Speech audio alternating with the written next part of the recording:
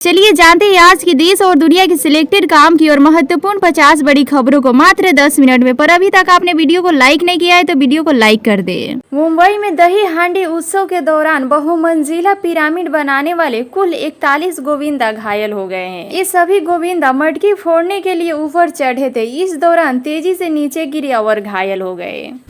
कोलकाता के आरजी-कल कॉलेज और हॉस्पिटल में महिला डॉक्टर के साथ हुए रेप और हत्या के विरोध में छात्रों ने बन्ना मार्च निकाला है, जिसमें अब भारी बवाल हो गया है। जहां पुलिस ने प्रदर्शन कर रहे छात्रों पर लाठीचार्ज किया है, साथ ही वाटर कैनन से पानी का बौछार भी किया है। दरअसल प्रदर्शनकारी पश्चिम बंगाल सरकार के सचिवालय के सामने प्रदर्शन कर रहे थे, जो मुख्यमंत्री ममता बनर्जी को महिलाओं को सुरक्षा नहीं दे पाने के लिए जिम्मेदार ठहरा रहे हैं। साथ ही छात्रों ने ममता बनर्जी से इस्तीफे की मांग भी की है। पूर्वोत्तर राज्य असम में हिंदुओं की घटती जनसंख्या ने राज्य सरकार को चिंता में डाल दिया है। पिछले दिनों असम के मुख्यमंत्री हिमंत बिस्वा शर्मा ने एक कार्यक्रम में हिंदुओं की जनसंख्या को लेकर बड़ा बयान दिया है। सीएम हिमंत बिस्वा शर्मा ने कहा है कि असम राज्य का भविष्य सुरक्षित नहीं है। उन्होंने कहा है कि राज्य में हिंदुओं और मुसलमानों के बीच जनसंख्या का तुलना बहुत तेजी से खत्म हो रहा है। 2035 तक असम में मुस्लिम बहुसंख्या और हिंदू अल्पसंख्या हो सकते हैं। बलूचिस्तान पर अब पाकिस्तानी सेना की पकड़ कमजोर होती जा रही है। लगभग पूरे सूबे पर बलूच लड़ाकों ने कब्जा कर लिया है। बलूचिस्तान में सेना और बलूच लड़ाकों के बीच जंग जैसे हालात हैं। इनमें दोनों पक्षों में भारी नुकसान हुआ है। बलूच लिबरेशन आर्मी ने दावा किया है कि उसने ऑपरेशन हेरोफ शुरू किया है। बलूच आर्मी की एक प्रवक्ता ने बताया कि इस ऑपरेशन के शुरू होने के 6 घंटे के भीतर ही 102 पाकिस्तानी सैनिक मारे गए हैं। बताया जा रहा है कि इस ऑपरेशन में बलूच आर्मी का मस्जिद बिग ग्रेड भी शामिल है, जिसमें आत्मघाती हमलावर है। कांग्रेस नेता राहुल गांधी ने लंबे समय से जातीय जनगणना करवाने की मांग कर रहे हैं। वह लगातार इस मुद्दे पर अलग अलग मंचों से उठाते रहते हैं। लोगों के बीच ये बात पहुंचने भी लगी है कि जातीय जनगणना बेहद जरूरी है। अभी तक के एक सर्वे में इसका समर्थन करने वाले लोगों की संख्या बढ़ती हुई नजर आई है। ये दिख रहा है कि राहुल गांधी का जातीय जनगणना वाला आइडिया हिट हो रहा है। यही वजह है कि राहुल गांधी ने सर्वे का हवाला देते हुए कहा है कि इसे सरकार को तुरंत करवाना चाहिए। उत्तर प्रदेश में फिर से ट्रेन हादसा हो गया है। रायबरेली में सोमवार देर रात एनटीपीसी में कोयला उतार कर जा रही मालगाड़ी के ट्रैक पर सामने से रेल का इंजन आ गया। दोनों में भीषण टक्कर हो गई। दोनों ट्रैक से उतर गए। ट्रेन एक्सीडेंट में लोको पायलट समेत 2 लोग गंभीर रूप से घायल है। दोनों को आवासीय परिसर स्थित अस्पताल में भर्ती कराया गया है। बारिश और बाढ़ से जूझते पश्चिमी त्रिपुरा के रानी बाजार इलाके में कैतुरबारी में देवी काली की मूर्ति क्षतिग्रस्त पाने के बाद बवाल मच गया। लोगों ने 12 घरों को आग के हवाले कर दिया। भीड़ ने कई वाहनों को भी निशाना बनाया। तनाव को कम करने के लिए इलाके में भारी सुरक्षा बल को तैनात किए गए हैं। बताया जा रहा है कि यहाँ की एक मंदिर की एक मूर्ति को क्षतिग्रस्त कर दिया गया था, इसलिए भीड़ ने यह कदम उठाया है। प्रत्याशियों ने बताया कि उग्र भीड़ को देखकर लोगों को अपनी जान बचाने के लिए अपने घर को छोड़कर भागना पड़ा। पाकिस्तान में बलूचिस्तान के दक्षिणी पश्चिमी इलाके में श्री कृष्ण जन्माष्टमी के दिन सशस्त्र हमलावरों ने बसों, ट्रकों और अन्य वाहनों को रोककर उनमें सवार यात्रियों को उतारा और उनमें से 23 लोगों को अनियमित हत्या कर दी। घटना बलूचिस्तान के नुस्की जिले में हुई, जो पाकिस्तान का एक पहाड़ी और अस्थिरता से जूझ रहा इलाका है और यहाँ ज्यादातर अल्पसंख्यक समुदाय के लोग रहते हैं। जानकारी के अनुसार हमलावरों ने वाहनों को रोककर यात्रियों से पहचान पत्र जांचे और फिर कुछ चुनिंदा लोगों को उतार कर गोली मार दी। इस हमले में 23 यात्रियों की मौके पर ही मौत हो गई। कहा जा रहा है कि इस इलाके में बड़ी संख्या में हिंदू समुदाय से जुड़े लोग रहते हैं। त्योहारों का सीजन शुरू होने से पहले आम आदमी के लिए राहत भरी खबर है। आलू और चावल के दामों में गिरावट आना शुरू हो गया है। पिछले 20 दिनों के अंदर आलू का रेट 8% कम हुआ है, क्योंकि उत्तर प्रदेश और पश्चिम बंगाल के कोल्ड स्टोर में आलू का स्टॉक ओवरलोड हो गया है। ऐसी उम्मीद जताई जा रही है कि आने वाले दिनों में आलू की रेट में और कमी आएगी। छत्रपति संभाजी नगर में कल प्रधानमंत्री नरेंद्र मोदी के जलगांव कार्यक्रम को लेकर उद्धव ठाकरे की पार्टी में दिलचस्पी स्थिति देखने को मिली है। एक तरफ जहां पार्टी के नेता अंबादास दानवे अपने समर्थकों के साथ सड़क पर विरोध प्रदर्शन कर रहे थे, वहीं दूसरी ओर उसी पार्टी के विधायक प्रधानमंत्री नरेंद्र मोदी का स्वागत करने के लिए एयरपोर्ट पहुंचे हुए थे। कोलकाता कांड के बाद देश में लगातार प्रदर्शनों का दौर जारी है। प्रदर्शन कर रही बंगाल का एक्ट्रेस मिमी चक्रवर्ती को किसी ने रेप की धमकी दी है। अब एक और ऐसा ही मामला सामने आया है। एक वीडियो में सामने आया है कि जिसमें एक व्यक्ति टीएमसी सांसद और राष्ट्रीय महासचिव अभिषेक बनर्जी के बेटी को रेप की धमकी दे रहा है। ऐसा करने वाले को आरोपी 10 करोड़ रुपए देने का ऐलान सार्वजनिक तौर पर कर रहा है। इस वीडियो का संज्ञान पश्चिम बंगाल बाल अधिकार संरक्षण आयोग ने लिया है। वीडियो की जांच शुरू हो गई है। बिहार में 18,300 नए आंगनबाड़ी खोले जाने को लेकर समाज कल्याण विभाग ने केंद्र सरकार को रिमाइंडर भेजा है। कुछ महीने पहले जब केंद्रीय मंत्री के स्तर पर जब समाज कल्याण विभाग ने देश भर के मंत्रियों के साथ वीडियो कॉन्फ्रेंसिंग के माध्यम से बैठक हुई थी, तब बिहार की ओर से यह सवाल उठाया गया था कि बिहार में बड़ी संख्या में नए आंगनबाड़ी खोले जाने की आवश्यकता है। बिहार के मसले को उच्च स्तर के विचार का आश्वासन भी मिला था।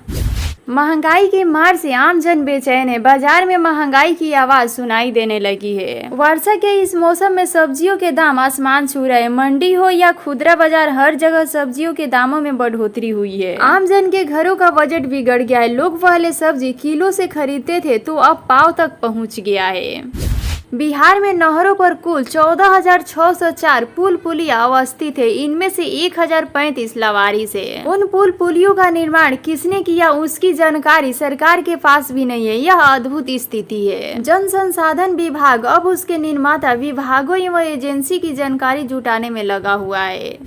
कांग्रेस नेता राहुल गांधी की शादी की चर्चा अक्सर होती रहती है। 54 साल के हो चले राहुल भारत के सबसे ताकतवर राजनीतिक परिवार गांधी परिवार के चिराग हैं। उनकी शादी को लेकर सोशल मीडिया पर खूब बातें होती रहती है। कभी कोई मीडिया रिपोर्ट में चर्चा होती है कि उनकी विदेश में कोई गर्लफ्रेंड है, तो वहीं कभी चर्चा होती है कि राहुल गांधी अब जीवन भर शादी नहीं करेंगे। इन सभी चर्चाओं के बीच राहुल गांधी ने अपनी शादी को लेकर बड़ा बयान दिया है। उन्होंने कहा है कि मैं शादी के दबाव से बाहर निकल चुका हूँ।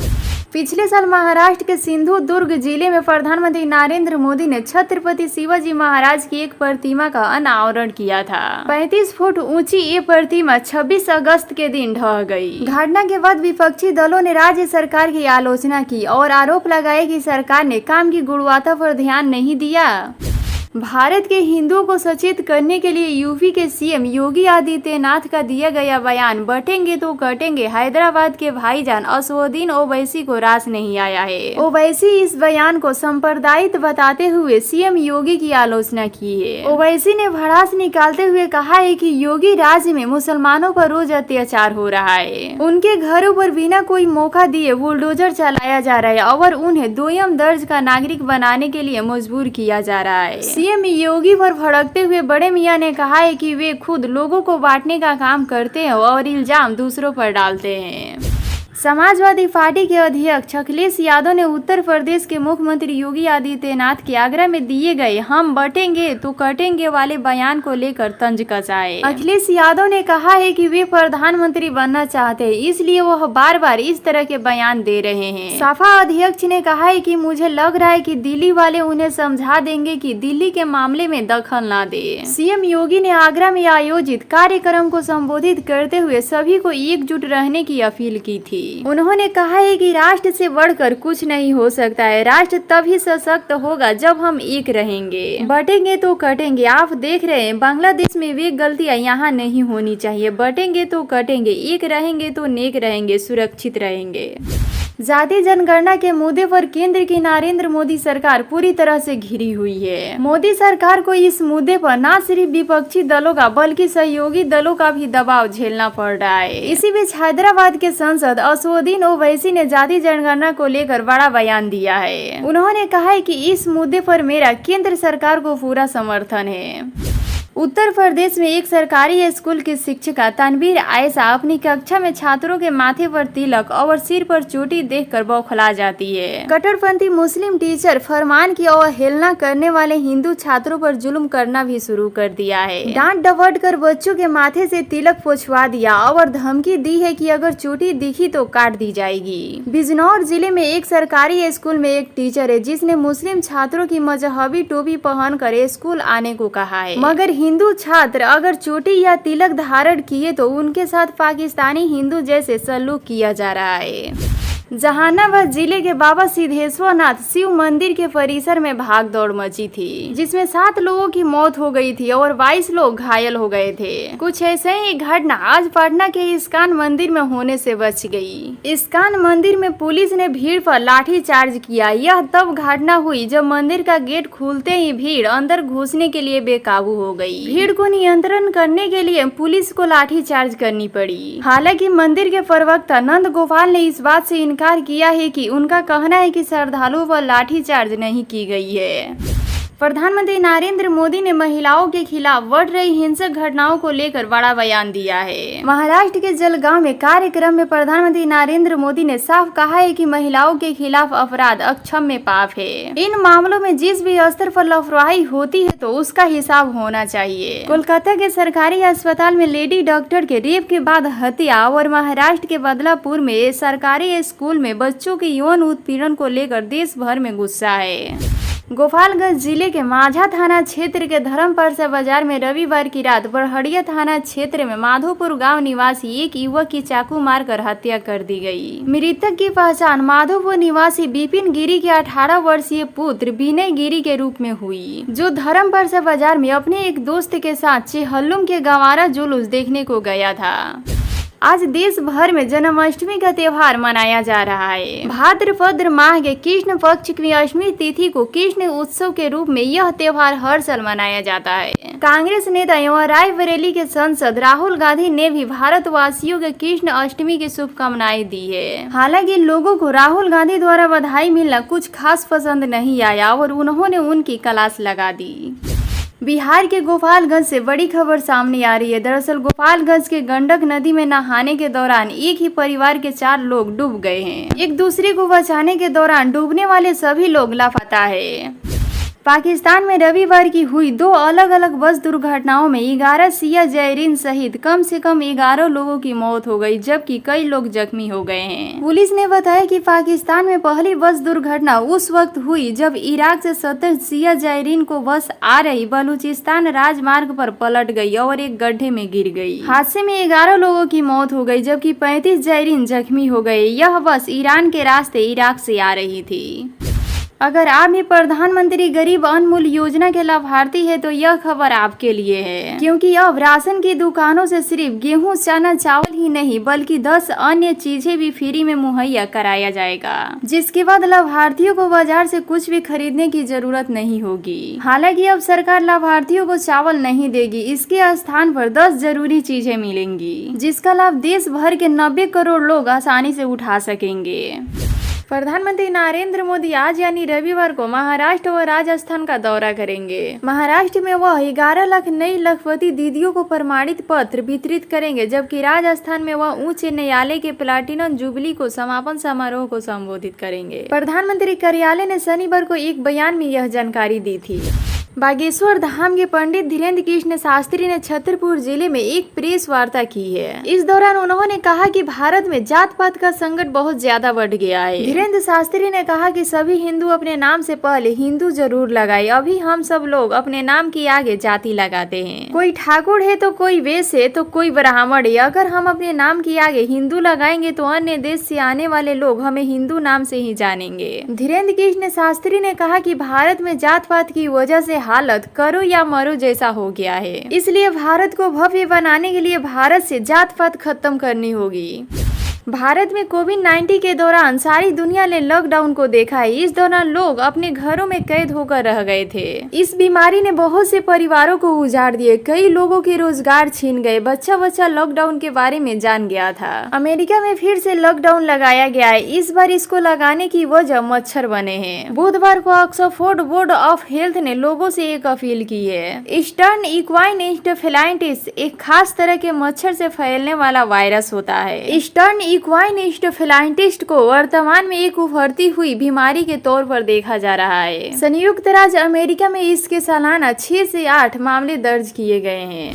मध्य प्रदेश के सागर जिले से एक बड़ी खबर सामने आई है। यहाँ के सदर इलाके में कर्फ्यू लगाया गया है। ठेला संचालक और युवक के बीच किसी बात को लेकर हुए विवाद के बाद यह फैसला लिया गया है। पुलिस ने यहाँ की सभी दुकानों को बंद करा दिया है। किसी भी अनहोनी से निपटने के लिए बड़ी संख्या में पुलिस बल तैनात किए गए हैं। इसके साथ ही इलाके में होने वाली सभी गतिविधियों पर नजर रखी जा रही है।